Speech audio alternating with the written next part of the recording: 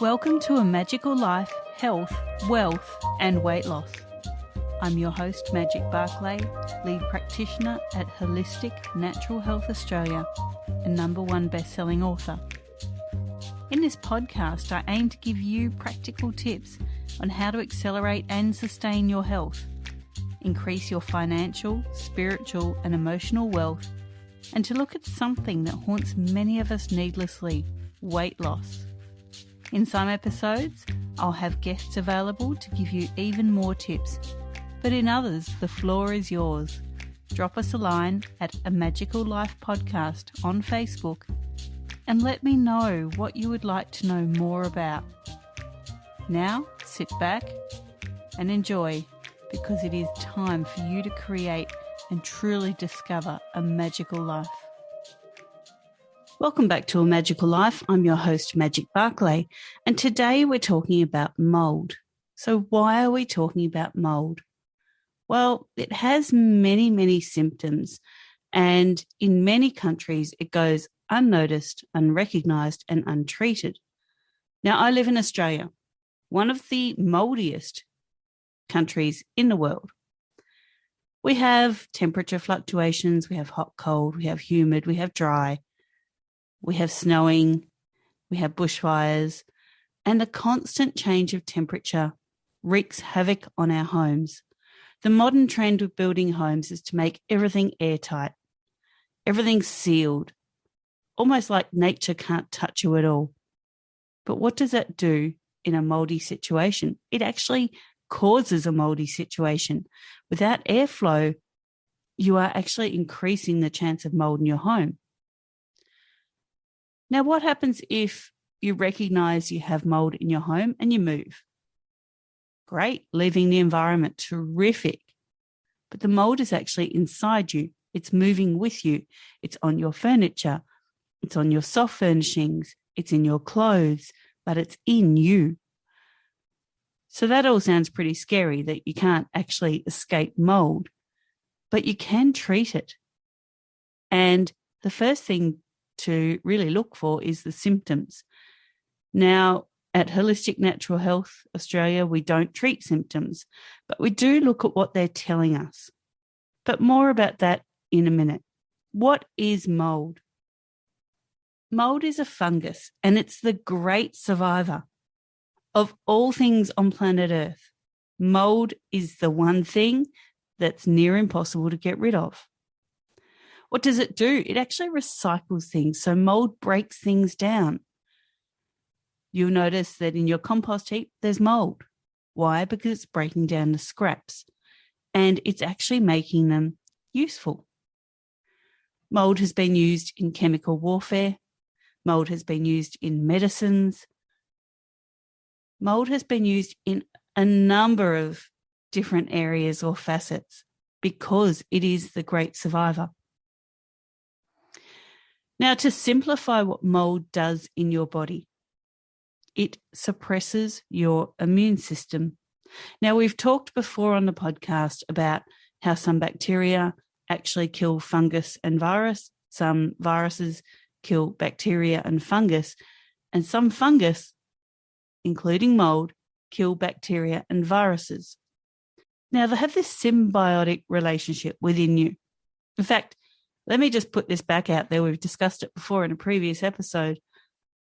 But at least 70% of the cells inside your body are non-human. Some of them are mold. Some of them are not bad mold. Not all mold is bad. There are actually 37 types known of mold. Not all bad.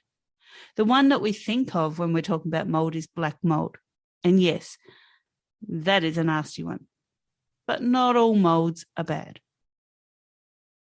So how do you know if mold toxicity is an issue for you? Now, I'm going to jump around here a bit to give you the full picture. If you've got weight that you just can't drop, no matter what you've tried. If you just can't seem to get well, you've done everything you can. You've worked with someone integratively with functional medicine, or you've seen your doctor and, just something keeps coming back. Could be mold. You could have multiple chemical sensitivities. You don't think much of it. You walk through the perfume aisle of the department store and just start sneezing. Someone walks past you with aftershave on and you're sneezing and your eyes are watering, or you get a headache.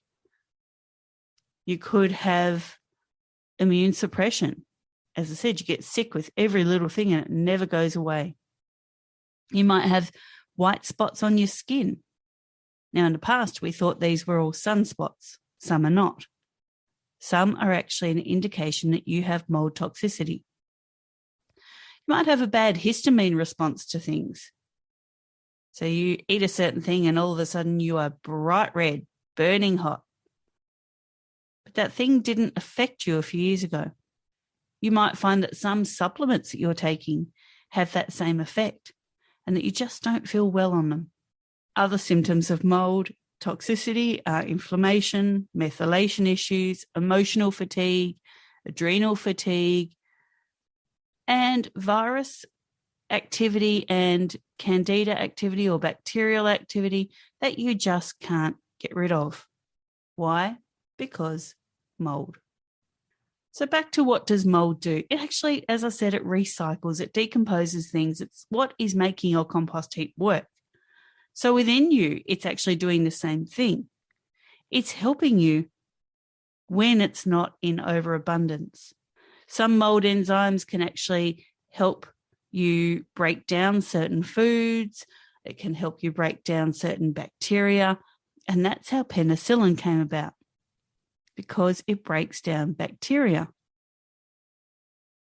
How does mold replicate? Well, it creates spores. I don't know if you've ever seen a fern leaf and you look at the underside of it and there's all these little spores, tiny little baby plants waiting to be spread by the wind or an animal to find their new home, strike roots and start growing.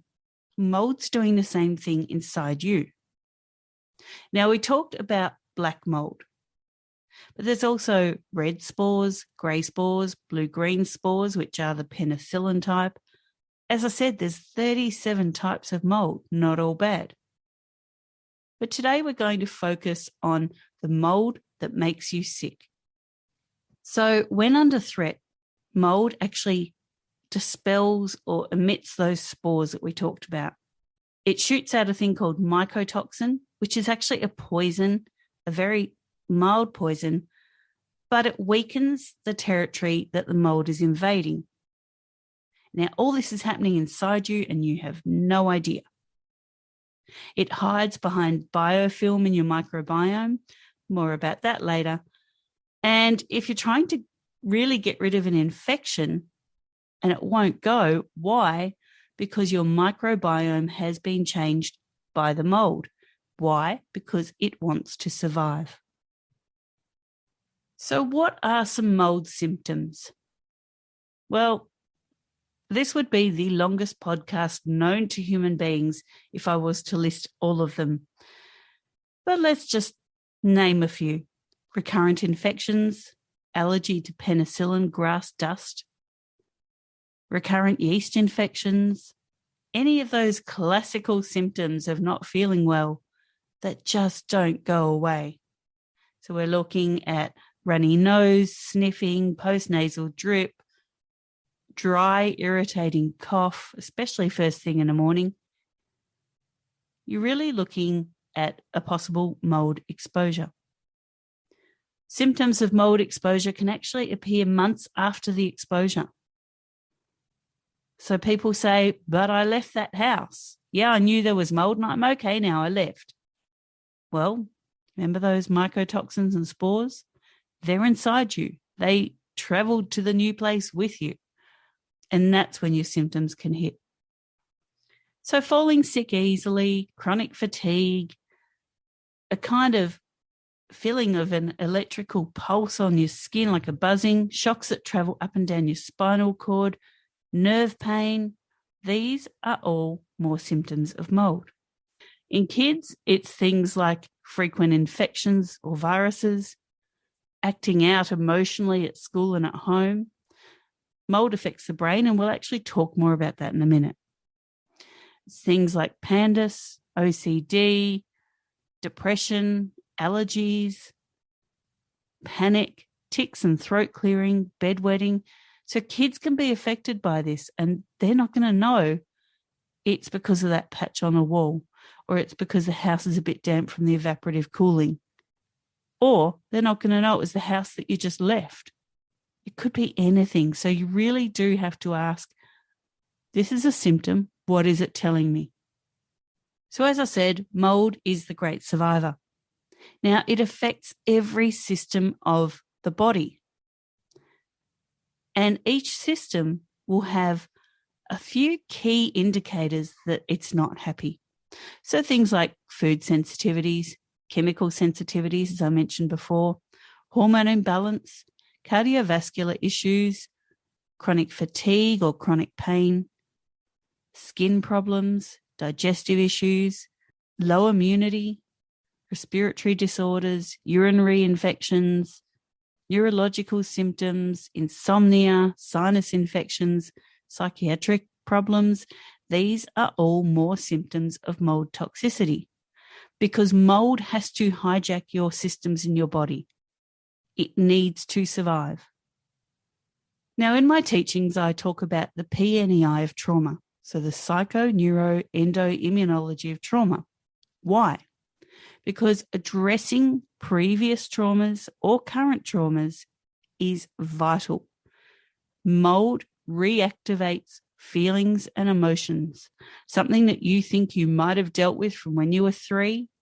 If you're exposed to mold, it will actually play on those things from your past. You might be driving past a shop. It triggers a very, very faint memory of something that happened when you were 3 or 4, something that we call an adverse childhood experience. And guess what? All of a sudden you're crying, your nose is running, you feel unwell, you might get a tummy ache, you might get chronic pain, you might just feel really exhausted and you don't know why. Mold is pulling the strings in your limbic brain. Mold actually crosses the blood-brain barrier as well. So it is such a fine spore that it can travel anywhere in your body, affect any system of the body. And when it gets to the brain, you look for things like intolerance to noise, smells, tastes, sight. Bright light might hurt your eyes. These are all stress responses to the mold, not to the smell, not to the noise, not to the sight, not to the taste. When your nervous system is attacked, things like anxiety, depression, headaches, migraine, vertigo, insomnia, muscle twitches, daytime sleepiness, seizures, problems with balance, slow reflexes, these are all signs that you could have mold toxicity. Again, we don't treat those symptoms. We look at what caused it. Now, it's really important to know that mold can actually cause unusual responses to medication and supplements, as I mentioned before. So people on anti-anxiety or depression medications, sleep medications, if you're having a really low reaction to the medication one day or for a couple of days, and then all of a sudden you feel like you almost overdosed on it, but you're taking the same dose, that's a suggestion that mold is behind it. Things like the sneezing, as soon as you wake, you just start sneezing, sinusitis, runny nose, swollen lymph nodes around the jaw, allergies to newly cut grass, ringing or popping or itchy ears. These are also signs of mold. Again, we don't treat the symptom. We say, what is causing this sinus disruption? Itchy, dry, irritated eyes, blurred vision, rubbing your eyes in the morning, having lots of debris, the feeling of burning eyes, more symptoms. Now, how often do we think, oh, it was just something I came in contact with? Oh, it was just because I walked through a store with lots of chemicals, or my neighbour cut his grass, or I don't know, I was gardening, might have got dirt in my eyes. There's only so many times that you can explain away symptoms before you have to look at what's causing them. Now, we talked about immune suppression with mold, and this is the big thing. In this day and age, everyone's scared of a virus. And, some viruses can be scary. Some bacteria can be scary. But there's one fungus out there that definitely is, and that's because it's going to suppress your immune system. It doesn't matter how you deal with the situation of a virus. If you have mold toxicity, you can't fight. Your innate immune system and your acquired immune system are dampened, and you cannot fight anything with mold on board. Now, I discussed hormonal issues. Things like hunger, thirst, temperature issues. Yeah, they could be menopause. Or they could be a period. Or in guys, they could be andropause. Or there could be a change in your circadian rhythm. But if it continues, think mold.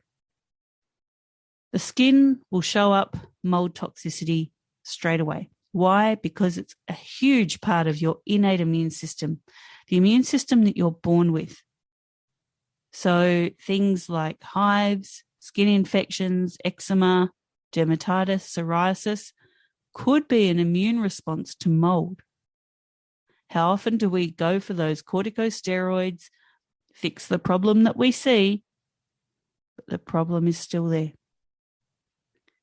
When we're looking at the digestive system and how mold affects it, you could be looking at irritable bowel, diarrhea, constipation, vomiting, especially with mold-type foods like mushrooms and coffee.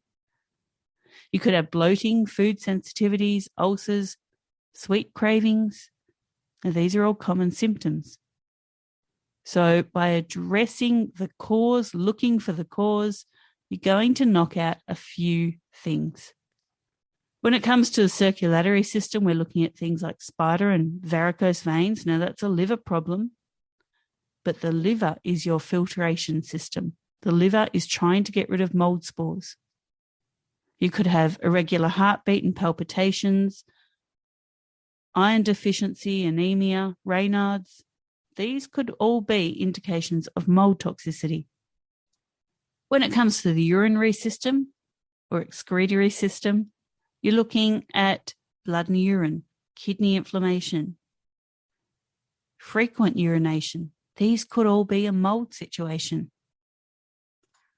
With your reproductive system, you're looking at infertility, menstrual issues, recurrent thrush infections. Now, thrush is candida, which is a fungus.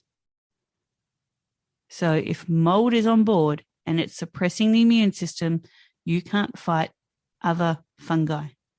With respiratory issues, it could be wheezing, a cough, especially that chronic dry cough. Could be asthma, could be sensitivity to smells, colds that linger or go to the lungs easily. And the biggest indicator of mold toxicity is that toxic breath that just won't go away. You brush your teeth, you use a mouthwash, you do everything you can, and your breath just is a bit rancid. That is those mycotoxins. That is mold signaling that it is decomposing something inside you. And many people have mold allergies, as I said, penicillin. Most allergies to penicillin do not start in childhood. Or if they do, you ask, where were you living at the time? What was the house like? An allergy is an immune response to something. So in the case of a mold allergy, it's your body trying to fight mold. It's your body screaming at you saying, there are mold spores, mycotoxins here. Please help me clean house. Now, mold has favorite foods, and those are carbohydrates. So sweet cravings that we discussed before. The other thing that has a carbohydrate craving is candida. Again, another fungus. In fact, all fungi love carbohydrates because they're easy for them to break down. They want to decompose things. That is what they're going to seek.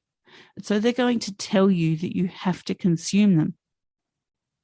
Without sugar, you can't actually feed mold. So some of the symptoms will die off. There's been a huge switch over the past decade to sugar-free diets. And that's great if you're fighting mold. Don't forget your body still needs sugar. So your body still needs glucose in order for your brain to work. So it's having good sugars, healthy sugars, rather than processed things. Now, that's a lot about symptoms, and it sounds very doom and gloom. But what are the steps to treating mold? Well, first of all, you need to treat the environment that you live in. Now, by bleaching things, scrubbing things, spraying chemicals on them, guess what? It's not going to do it. By getting the mold out of your shower, digging out the silicone and putting more silicone in, guess what? Not going to do it. Silicone is actually mold. There are ways that you can efficiently treat the home. And for more information, send us a message at wholisticnaturalhealth.com.au. That's holistic with a W. We can help you with that. You need to treat the environment. Then you need to treat inside you, so the internal environment. Again, we're not chasing these symptoms. We are looking at what is the cause. Is it mold? Has it triggered the 13 systems of the body, including the limbic system or emotional system? And how is it triggering those systems? What issues are you facing that you just can't seem to sort out? Once we take mold out of the equation, we support the immune system in the right way, and we treat the internal and external environment, you can live a very happy life mold-free. Now, I know this session was very information heavy, but it's something I really wanted to say. My family and I lived in a home for 2 years with mold, visible mold. Prior to that, we lived in a home where every time it rained, water would come through the ceiling, through the lights. And I didn't think about mold. I couldn't see it. So we nearly had, 7 years of mold exposure. And it was in the second home with the visible mold that our symptoms started being fully recognizable, things that we couldn't explain away. And I would hate to think that your family go through what my family did unnecessarily. There are ways that we can treat mold. It is not a death sentence for your health. It's an opportunity. It's an opportunity to change your environment, internal and external. It's an opportunity to treat a whole cavalcade of conditions you may be experiencing. Because when you take mold out of the equation, other things can heal. As I said, send us a line at wholisticnaturalhealth.com.au. That's holistic with a W. And we can discuss exactly how to get rid of the mold that's in your life. This was your episode 83. In 84, we're talking a little bit politically. We're going to talk about segregation and why segregation is dangerous. For now, thanks for listening. Go forth and create your magical life. Thanks for listening today. Please subscribe to hear future episodes, leave a review, and share this podcast. You can follow us on Facebook at A Magical Life Podcast or at Holistic Natural Health Australia. That's holistic with a W. You can find us on Instagram at Holistic Natural Health or at www.holisticnaturalhealth.com.au. That's where you'll access all sorts of articles, freebies, and more.